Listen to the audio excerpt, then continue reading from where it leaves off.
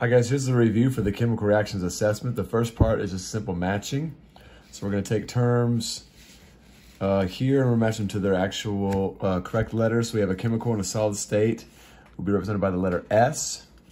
So that's letter B. A chemical in the gaseous state is represented by the letter G. A chemical in the liquid state is represented by the letter L. Heat applied to the reactants, that's going to be the triangle. And the last one, the chemical dissolved in water, is aqueous, represented by the letters AQ. The next section here talks about why do we have to balance chemical equations? Why is it necessary to balance chemical equations? Well, we think about the law of conservation of mass. Matter must be conserved. I can't create or destroy matter. I can only transform it from one type to the next. So say matter can't be created or destroyed. It must be conserved. Must have the same amount of matter on the reactant side as I do on the product side. Next question. A student adds a piece of zinc to hydrochloric acid, hydrogen gas and zinc chloride are produced. The student notices that the temperature in the solution is increased. What are some indications that a chemical reaction has occurred? First, bubbles have formed. And the second, there's a change in energy, or you can say a change in temperature.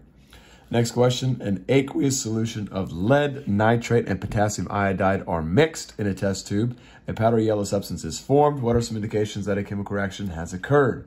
First thing is there's a color change, but more importantly, that color change is correlated with a precipitate that is formed, meaning a solid substance that formed in the event of two liquids being put together.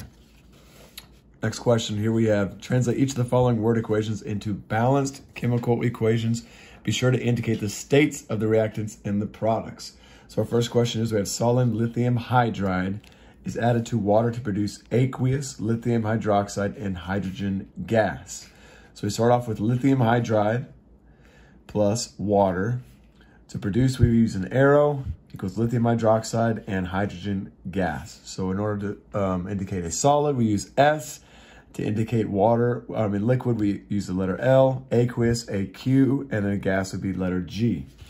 Next, we have solid sulfur is burning oxygen gas to produce sulfur dioxide gas. So solid sulfur would just be S, oxygen gas would be O2, and it yields or produces SO2, sulfur dioxide, and we letter that with the letter G, which is a gas. Last question here on the front page, a piece of zinc metal is placed in a solution of silver nitrate. The products of this reaction are aqueous, zinc nitrate, and solid silver. So we have zinc metal, so it's represented by the letter S, make it a solid, equals silver nitrate.